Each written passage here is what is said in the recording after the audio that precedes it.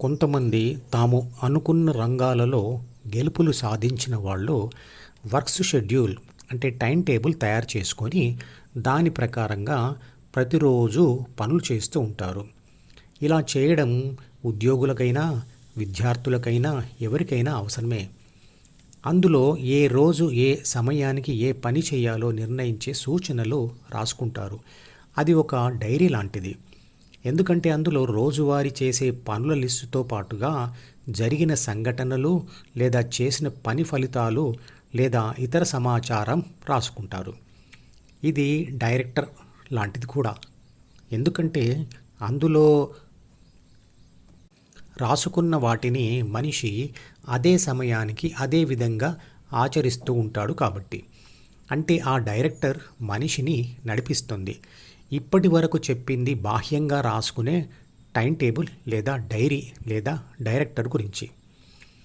కానీ ప్రతి మనిషి లోపల అలాంటి 2 డైరీలు అంటే 2 డైరెక్టర్స్ ఉంటారు. ఒకటి దేవుడు రాసిన డైరీ, అదే విధిరాత. అదే పుట్టుకతో అంటే తల్లిదండ్రుల నుండి వచ్చే ప్రాథమిక మనసు. అదే మనిషి యొక్క జీనోమ్ అంటే జీన్స్ పుస్తకం. ఎక్కడో దూరాన కూర్చున్నావు, ఇక్కడ మా తలరాతలు రాస్తున్నావు అనే పాట అర్థం అదే. ఆ పాట లింకును ఈ వీడియో డిస్క్రిప్షన్లో ఉంచుతున్నాను, వినండి. చిత్రపటంలో చూపించిన ప్రపంచంలో ఏ పని చేసినా తప్పకుండా అది ప్రాథమిక మనసు అంటే బిలోని సూచన ప్రకారంగానే జరుగుతుంది. అంటే శరీర రక్షణ, పోషణ, పునరుత్పత్తి పనుల కోసమే జరుగుతుంది. ఆత్మశక్తి మరియు ప్రాథమిక మనసు రెండూ కలిసి న్యూరాన్ కణంలో ఉంటాయి. ఇదే శక్తి మరియు పదార్థం రెండూ కలిసి ఉన్న అర్ధనారీశ్వరుడు అనుకోవచ్చు. ధ్యానం చేసి ఆ 2 విడిపోయేంత వరకు అవి కలిసే పనిచేస్తాయి.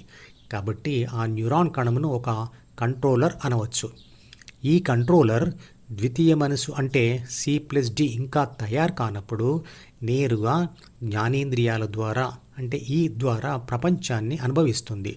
ఆ అనుభవాల సారంతో C+Dని సృష్టిస్తుంది. వాస్తవానికి సి అనేది డిలోని మొదటి పేజీలోనే రాయబడే విషయం, కానీ అర్థం చేసుకోవడానికి వీలుగా విడిగా చూపించబడింది. డి యొక్క మిగతా పేజీలలో ఇతర ప్రాపంచిక సమాచారం మరియు కోరికలు మరియు ధ్యాన కోరిక కూడా రాయబడతాయి. అంటే డీనే ద్వితీయ మనసు.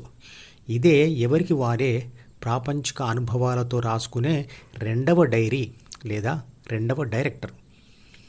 A+B అంటే కంట్రోలర్.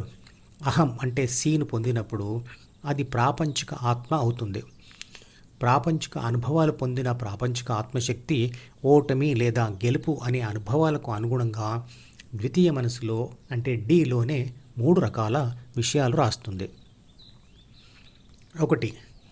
డి యొక్క మొట్టమొదటి పేజీలో మొట్టమొదటి స్థానంలో రాసే అహం అంటే నేను, నాది, నాకు, నన్ను అనే స్వార్థ భావన.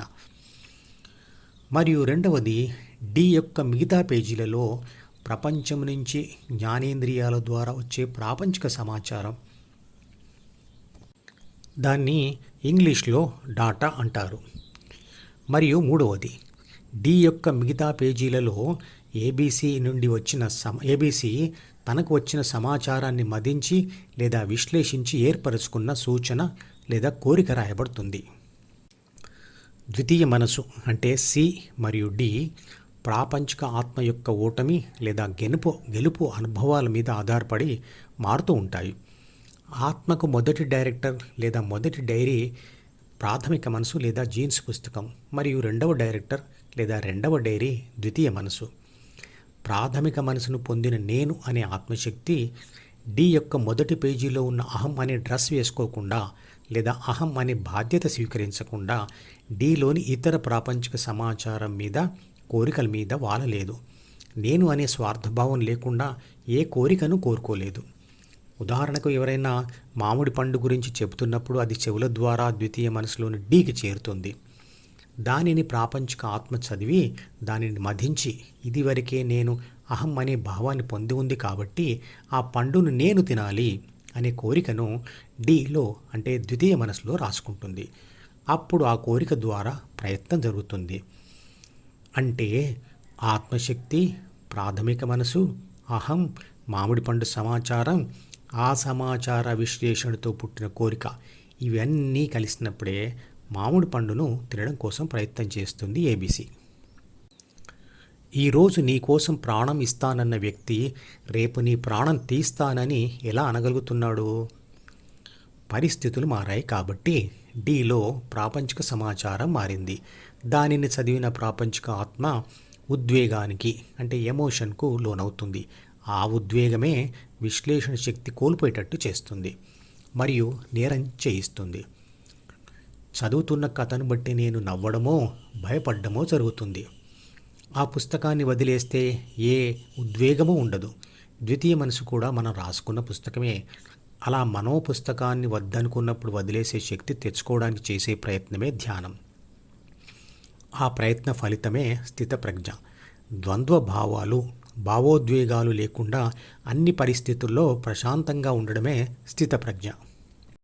ఈ మధుపదం యూట్యూబ్ ఛానల్ వీడియోని సబ్స్క్రైబ్ చేసి గంట గుర్తును నొక్కి ఆల్ని సెలెక్ట్ చేసి ప్రతిరోజు యూట్యూబ్ ఓపెన్ చేసి అడుగున ఉన్న సబ్స్క్రిప్షన్ బటన్ నొక్కితే అన్ని లేటెస్ట్ వీడియోలు చూడవచ్చు.